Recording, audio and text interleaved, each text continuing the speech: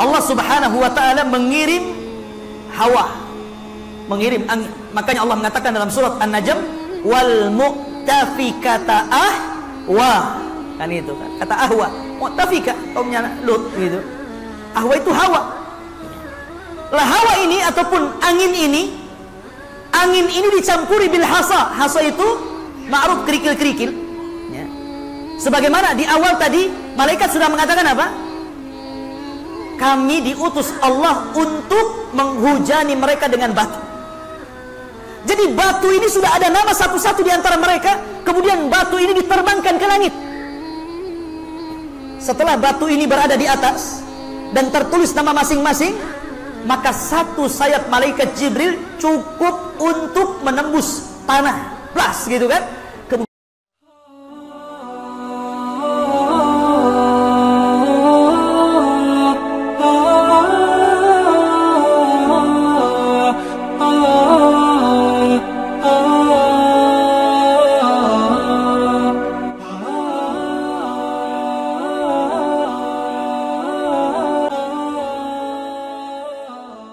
Ibrahim ini memiliki keponakan namanya Lut alaihi salatu wassalam. Karena Lut itu anak daripada saudara Ibrahim.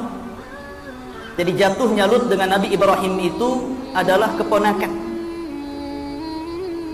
Dan Allah Subhanahu wa ta'ala mengutus seorang Rasul itu berbeda tempat. Lah ketika Allah Subhanahu wa ta'ala menjelaskan tentang keduanya, maka wilayah daerah dakwah Lut itu di daerah yang disebut dengan Sodom atau negeri Sodom, dan ada 4 negeri yang di sekitarnya. Jadi semuanya 5. Sodom dan 4 Korea di sekitarnya, semuanya sepakat melakukan kejahatan. Jadi Lut diutus kepada mereka. Salah satunya yang terkenal Sodom. Kaum Lut ini ikhwatu fiddin, tidak ada satupun kaum yang disebutkan di dalam Al-Quran sifat-sifat buruknya melebihi keburukan kaum Lut. Subhanallah, kaum Lut ini tidak ada satupun kaum yang dicaci maki Allah dalam Al-Quran yang lebih dahsyat dibandingkan kaum yang lainnya, di mana Allah Subhanahu wa ta'ala menyebutkan mereka adalah kaum kafir. Kemudian juga dikatakan mujrimin. Mujrim itu artinya orang jahat, orang berbuat dosa. Kemudian dikatakan fasikin. Kemudian dikatakan mu'tadin, kaum yang melampaui batas. Kemudian dikatakan jahilin, kaum yang jahil. Kemudian dikatakan musrifin, yang melampaui batas. Kemudian dikatakan mufsidin, perusak bumi. Kemudian dikatakan zalimin, pelakunya zalim. Masya Allah, tidak ada satupun kaum yang disifati dengan sifat yang buruk yang banyak disifatkan Allah kecuali kaum Lut. Dosa apa mereka ini sebenarnya? Bahkan para ulama sejarah juga mengatakan tidak ada azab yang melebihi besarnya azab yang Allah timpakan kepada kaum-kaum melainkan kaum Lut. Bahkan azabnya lebih hebat daripada kaum Ad, bahkan kaum Samud. Masya Allah. Nanti kita akan jelaskan azabnya apa. Ma'asyiral muslimin, kenapa Allah Subhanahu wa ta'ala sampai mensifati kaum Lut sedemikian buruknya? Kita akan sedikit menukilkan beberapa ayat dalam Al-Quran tentang watak dan sifat mereka. Allah Subhanahu wa ta'ala berfirman ketika mensifati para malaikat yang diutus untuk menghancurkan kaum Lut, Allah mengatakan inna ursilna ila kaumin mujrimin. Kata malaikat, kebetulan malaikat yang diutus itu adalah Jibril, Mikail, dan Israfil. Ada yang mengatakan Jibril, Mikail, dan malaikat maut. 3 malaikat ini menjelma manusia setampan-tampannya manusia.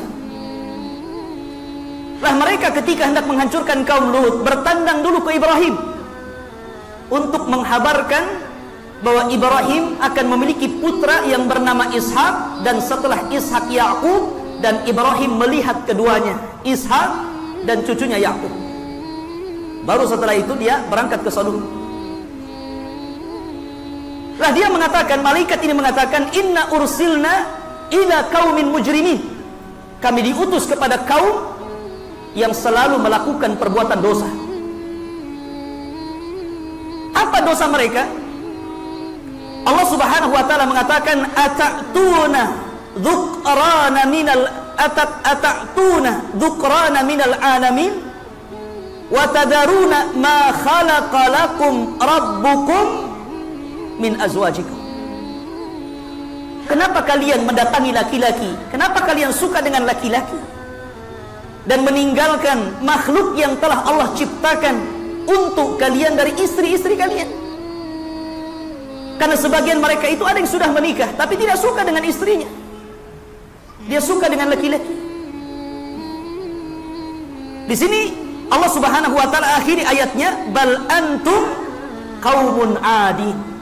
Bahkan kalian ini umat yang melampaui batas.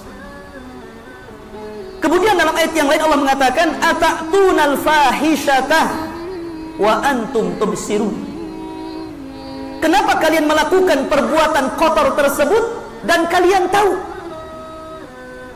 Para ulama mengatakan kalimat kalian tahu karena mereka melakukan perbuatan homoseksual itu di hadapan manusia. Jadi mereka melakukan terang-terangan, ikhwan. Bukan sekarang mungkin sewa hotel, nggak ada. Di pos kamling, terang-terangan di hadapan manusia. Ya. Makanya kemudian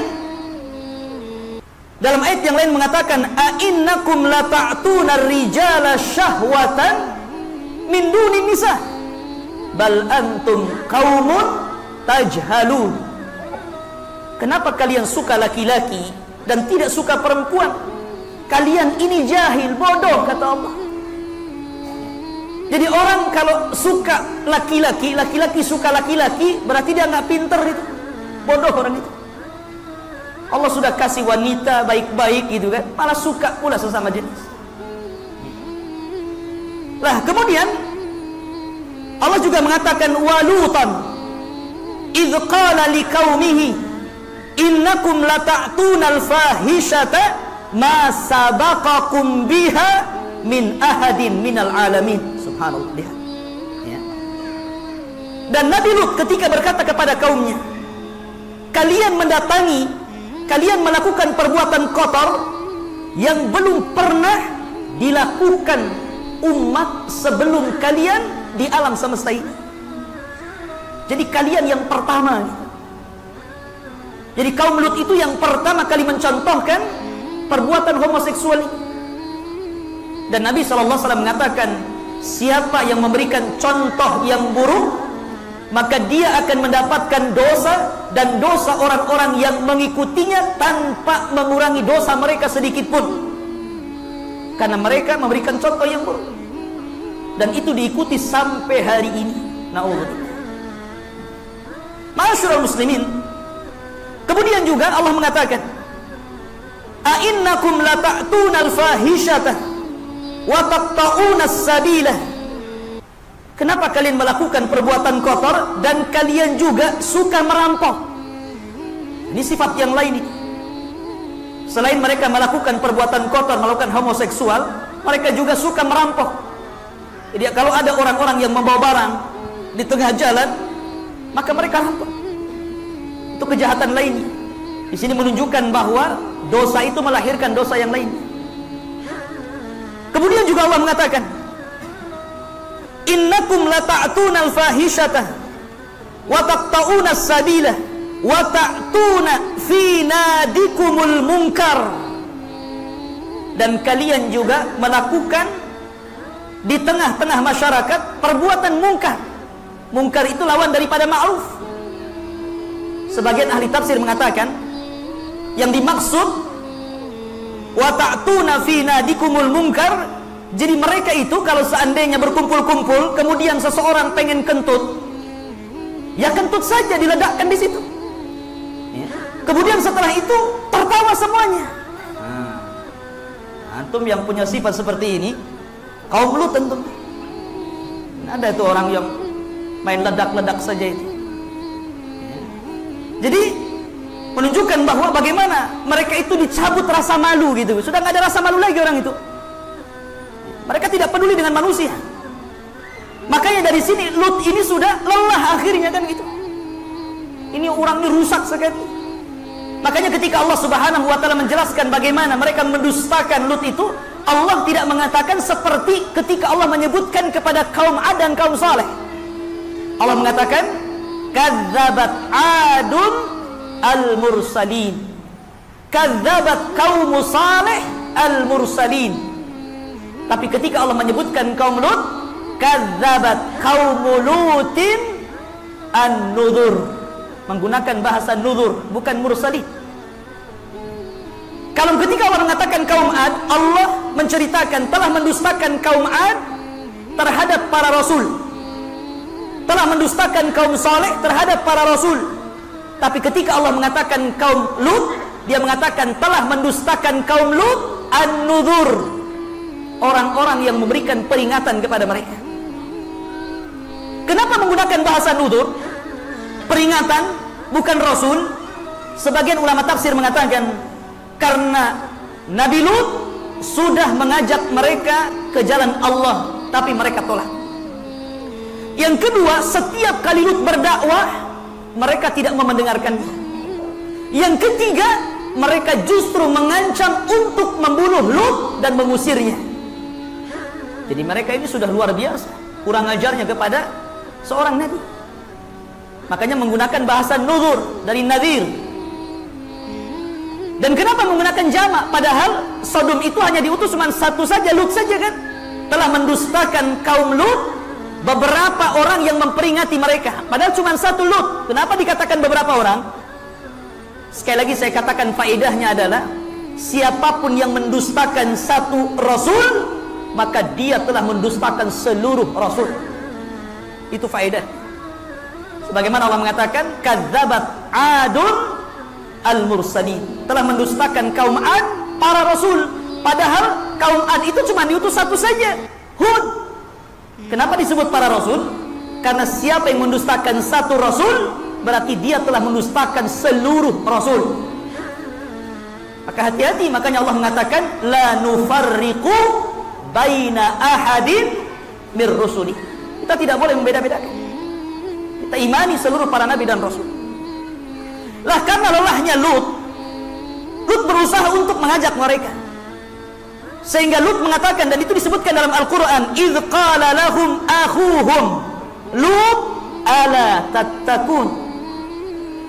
Ketika saudara mereka Lut berdakwah kepada kaum Sodom dan kaum sekitarnya, ala tattakun, tidakkah engkau takut kepada Allah? Tidakkah engkau bertakwa kepada Allah? Inni lakum rasulun amin, saya ini utusan Allah yang benar. Fattaqullaha wa ati'un, bertakwalah kepada Allah, taati Allah. Wa ma as'alukum alaihi min ajrin in ajriya illa 'ala Allah illa 'ala rabbil alamin. Dan saya tidak meminta atas dakwah saya ini sebuah upah dari kalian, karena hanya dari Allah lah saya meminta upah. Dan ini bahasa seluruh para nabi. Bahasa seluruh para nabi seperti itu. Tapi lihat apa jawaban kaumnya ini. Bukannya mereka menerima dakwah, tapi justru mereka menantang Lut. Lihat bagaimana kurang ajarnya kaum Lut ini. Famakana jawab qaumihi, tidaklah jawaban kaumnya kepada Lut melainkan i'tina bi adzabillahi in kunta minas sadiqin. Ya. Sudah Lut, jangan banyak bicara. Kalau engkau memang benar, datangkan azab kepada kami. Allah ditantang sama dia. Datangkan azab Allah. Kalau memang benar, datangkan saja, jangan banyak bicara, sudah. Kemudian dalam ayat yang lain mengatakan, karena mereka marah kepada Lut, akhrijuhu min qaryatikum innahum unasun yatatahharun. Sudah, usir saja Lut itu dari desa kalian. Sesungguhnya dia itu sok suci. Nah, lihat.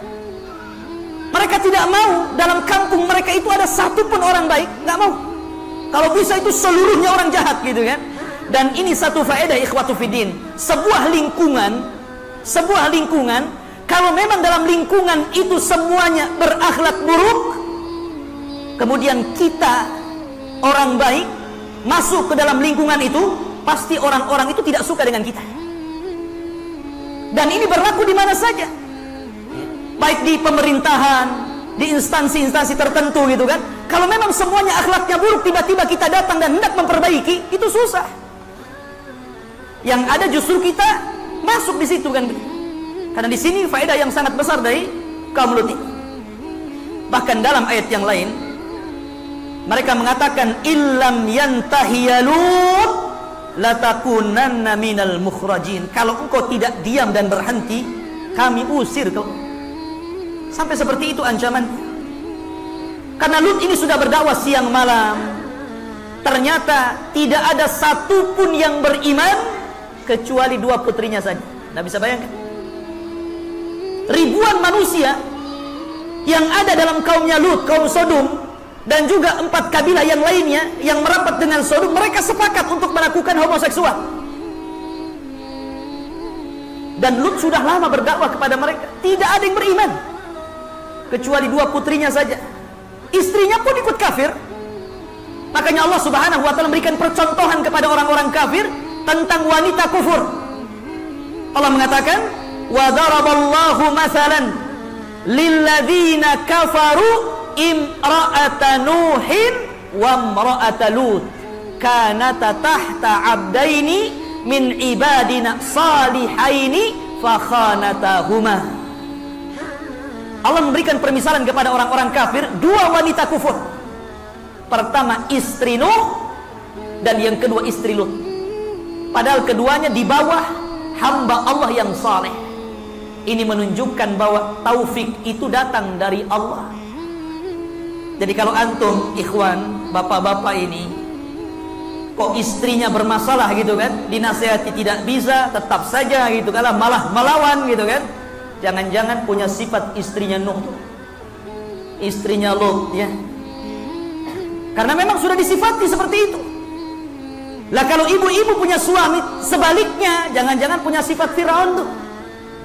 Karena istrinya Firaun itu kan beriman tuh, Asiyah bintu Muzahib, bahkan di antara 1 dari 4 wanita terbaik gitu kan. Suaminya kufur. Ya. Jadi dalam berumah tangga itu terkadang memiliki sifat istri Lut, terkadang memiliki sifat Firaun. Ya. Harus sabar.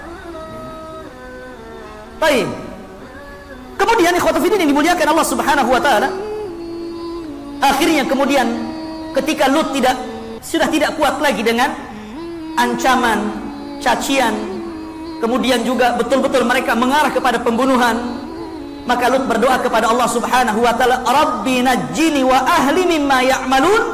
Dan juga dalam ayat yang lain, Rabbi unsurni ala qaumin mufsidin.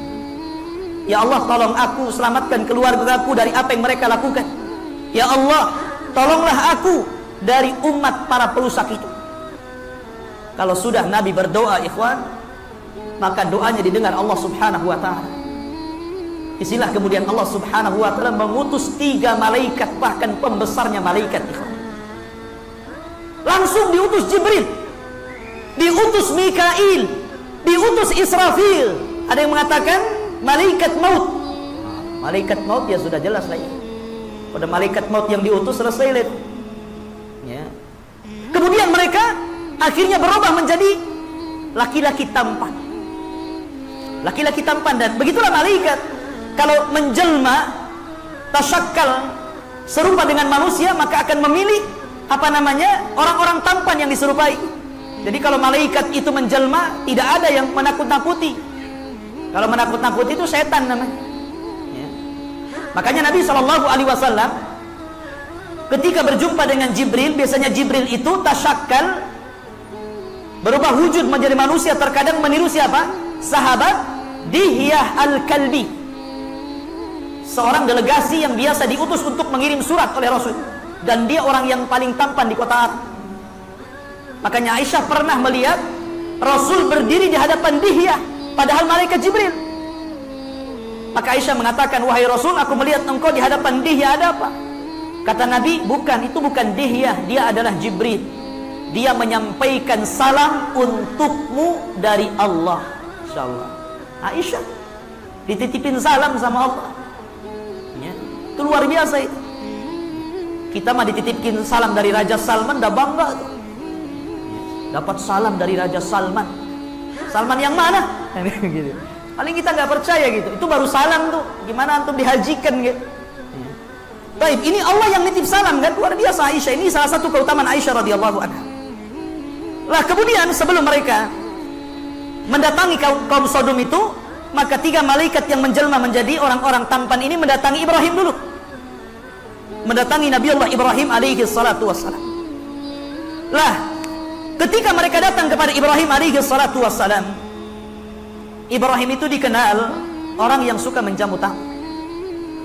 Jadi ketika datang 3 tamu, tidak tahu Ibrahim siapa mereka gitu kan, karena mereka anak-anak muda tampan. Tapi husnudonnya Ibrahim adalah ketika ada tamu langsung diterima. Bahkan dijelaskan Ibrahim itu menyembelih ijlin samin, anak sapi yang sangat besar gitu kan. Nah ini menunjukkan tamu ini nggak kenal siapa. Kemudian datang ke rumahnya bertandang, itu nggak mikir dulu, nggak minuman yang dikasihkan gitu kan, suruh tunggu dulu. Kemudian dia ke belakang rumah, dia sembelih itu anak sapi yang besar. Luar biasa. Nah, coba antum praktekkan kayak gitu kalau anak ke rumah antum gitu kan, sembelih kambing. Tunggu Ustaz ya, saya nyembelih ayam dulu. Kan asik, hari-hari saya ke rumah antum. Ya. Jadi Ibrahim alaihi salatu wassalam ini ketika sudah dihidangkan makanan, Masya Allah, 3 tamu ini nyentuh saja enggak, dilihat pun enggak gitu kan. Namanya malaikat, nggak makan nggak minum. Setiap disodorkan makanan yang ditatap Ibrahim, setiap disodorkan minum ditatap lagi Ibrahim. Gimana Ibrahim nggak takut? Ibrahim sudah tua, ini anak-anak muda kalau berbuat jahat habislah Ibrahim kan gitu. Dalam riwayat, kenapa 3 orang ini tidak mau makan? Karena Ibrahim, ada yang mengatakan tidak mau gratis, karena mereka tamu. Kata Ibrahim, boleh kalian makan, tapi harus bayar dulu. Kemudian malaikat ini mengatakan, apa bayarannya? Kata Ibrahim, katakanlah di permulaan Anda makan dengan bismillah, dan di akhir setelah makan ucapkan alhamdulillah. Maka kata 3 malaikat, sadaqallah, sungguh benar Allah yang mengatakan anta ini Khalilur Rahman, kekasih Allah subhanahu wa ta'ala. Jadi yang mengatakan adab makan itu sudah ada sejak zaman Ibrahim. Baca bismillah, terakhir alhamdulillah. Ustaz kalau nambah bismillah lagi, alhamdulillah lagi, kan begitu. Baik. Kemudian setelah itu Ibrahim bertanya nih, mulai berdialog nih. Fama khatbukum ayyuhal mursalun. Setelah Allah memberitahu bahwa dia adalah para utusan Allah, maka mereka mengatakan, inna ursilna ila qaumin mujrimin. Kami diutus Allah subhanahu wa ta'ala untuk menghancurkan umat yang mujrim, yang suka melakukan dosa. Kemudian kata malaikat, linursila ilaihim hijaratan min tin. Allah memerintahkan kami bertiga ini untuk menghujani mereka dari batu yang terbuat dari tanah, musawwamatan. Setiap batu tertulis nama satu-satu kaum mujrim itu. Bayangkan, musawwamatan itu artinya alamah. Jadi setiap batu yang menimpa kepada orang itu ada tulisannya. Setiap orang ada tulisan di batu itu. Musawwamatan, kata Allah, inda rabbika lil musrifin, di sisi Allah bagi orang-orang yang melampaui batas. Masya Allah. Jadi adabnya satu-satu gitu. Batunya itu ditulis nama orang-orang yang akan diadab. Dan ini luar biasa, ikhwan. Ya. Maka ketika itu ikhwatu fiddin, tiba-tiba istrinya Ibrahim tersenyum, fadhahiqat. Disebutkan dalam Al-Quran, maka istrinya Ibrahim itu langsung tertawa, tersenyum, senang. Karena memang dia tahu bagaimana kaumnya Lut itu. Mereka sudah luar biasa kejahatannya. Kemudian baru setelah itu 3 malaikat ini menghabarkan bahwa Ibrahim akan melahirkan Ishak, kemudian juga setelah Ishak akan melahirkan Yakub. Artinya Ibrahim akan melihat anaknya Ishak dan juga cucunya Yakub. Baru setelah itu mereka berangkat ke negeri Sodom. Baik. Allah subhanahu wa ta'ala mengatakan, kadzabat qaum Lutin bin nuzur. Kadzabat qaum Lutin bin nuzur. Telah mendustakan kaum Lut itu bin nuzur dengan para pembawa peringatan kepada mereka. Saya katakan tadi tidak dikatakan al-mursalin tapi bin nuzur karena memang kaumnya Lut itu sudah luar biasa kurang ajarnya kepada Nabi. Diajak tidak mau, bahkan tidak mau mendengar, bahkan ngancam mau bunuh, bahkan ngancam mau mengeluarkan Lut, sehingga Allah mengatakan bin nuzur.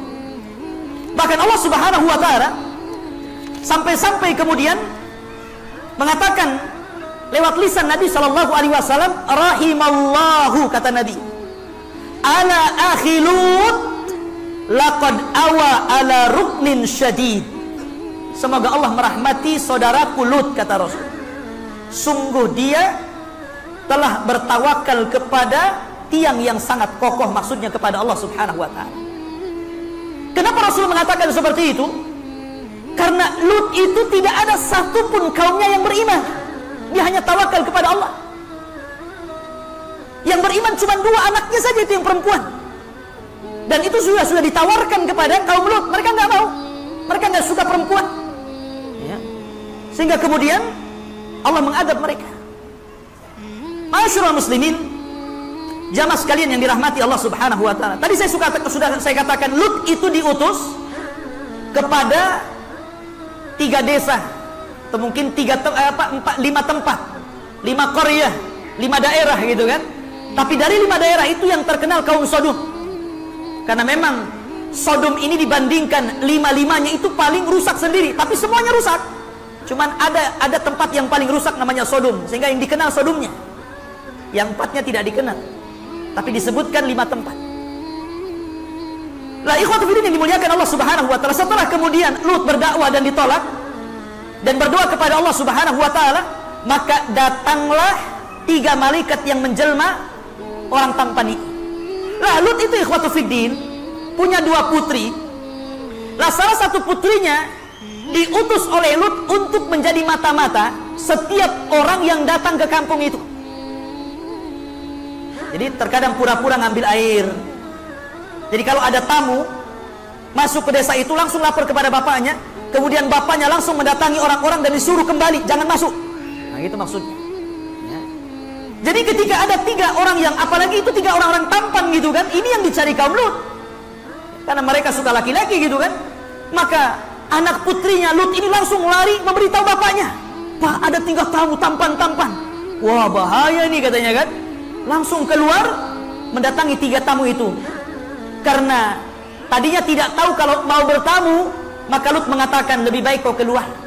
Demi Allah, kata Lut, tidak ada manusia yang paling buruk yang Allah ciptakan di permukaan bumi kecuali mereka.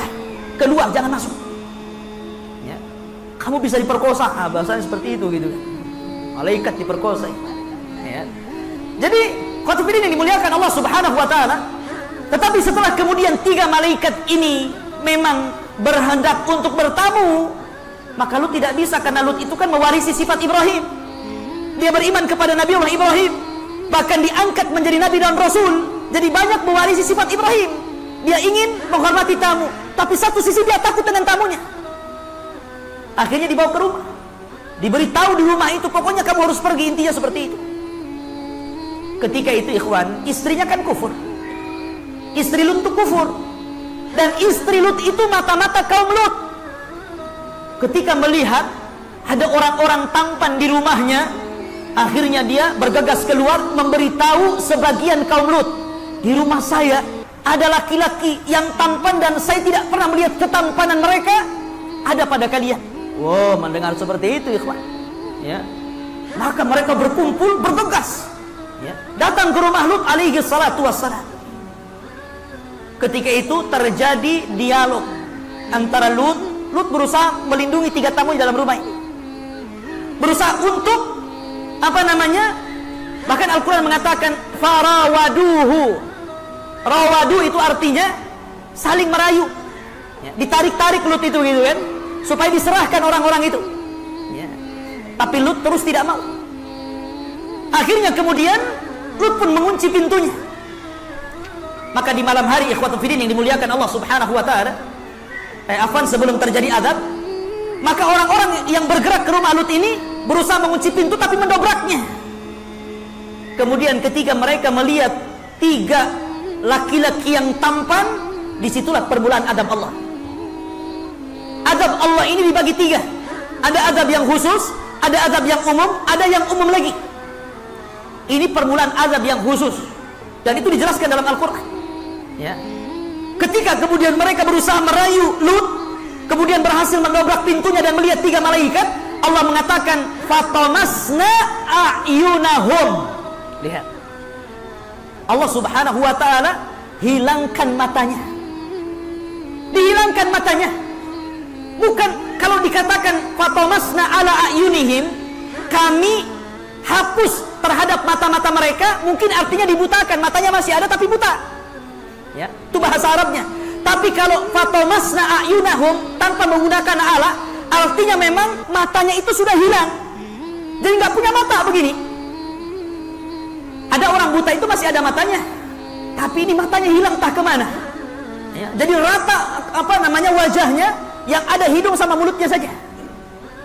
Sehingga mereka tidak bisa melihat Lut, tidak bisa melihat malaikat yang menjelma manusia, bahkan tidak melihat satu sama lain. Dan itu adab pertama. Tapi ini khusus adab yang diberikan kepada orang yang datang saja dan hendak melakukan perbuatan fahsya kepada 3 malaikat ini. Ini bukan umum, tapi ini sudah permulaan adab. Permulaan adab kepada orang-orang yang datang hendak merayu Lut untuk menyerahkan 3 malaikat ini. Baik, ma'asyiral muslimin rahimani wa rahimakumullah. Kemudian adab yang kedua,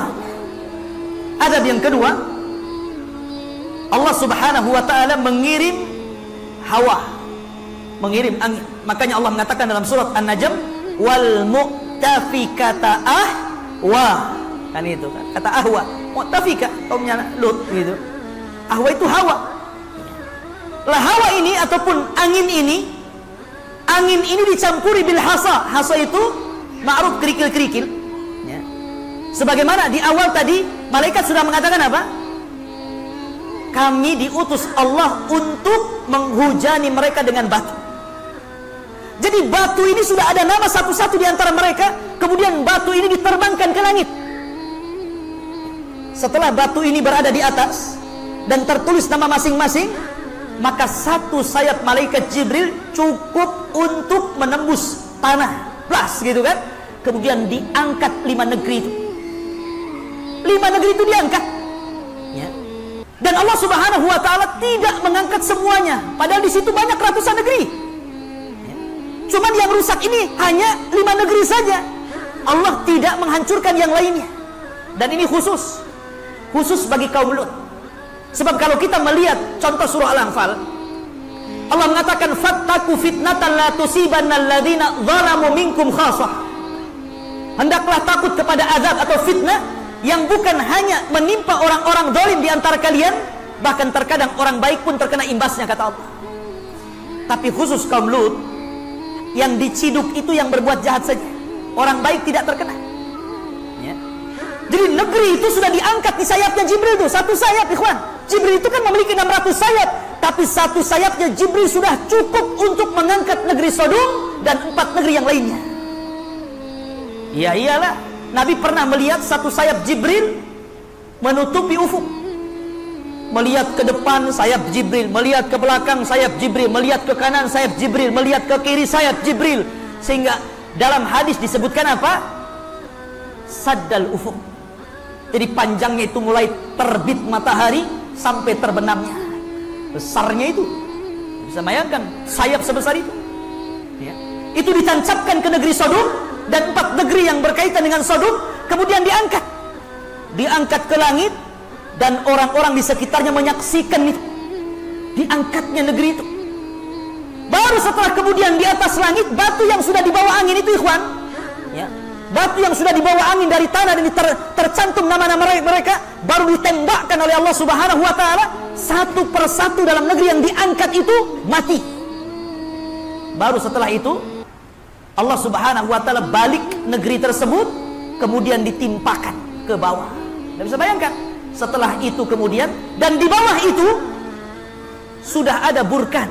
Antum tahu lahar itu? laharnya gunung itu. Di bawah itu sudah ada burkan, lahar yang sudah mendidih-didih. Sementara mereka di balik bawah ini lahar. Kemudian ditimpakan ke bawah, plek begitu kan? Baru kemudian Allah hujani sederas-derasnya, sehingga kemudian sekarang menjadi laut mati. Nabi SAW pernah mengatakan, jangan pernah melewati tempat yang diazab Allah Subhanahu wa ta'ala.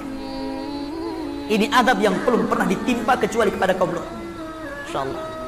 Dan itu semua digambarkan di dalam Al-Qur'anul Karim. Ini kehancuran negeri Lut. Dan subhanallah,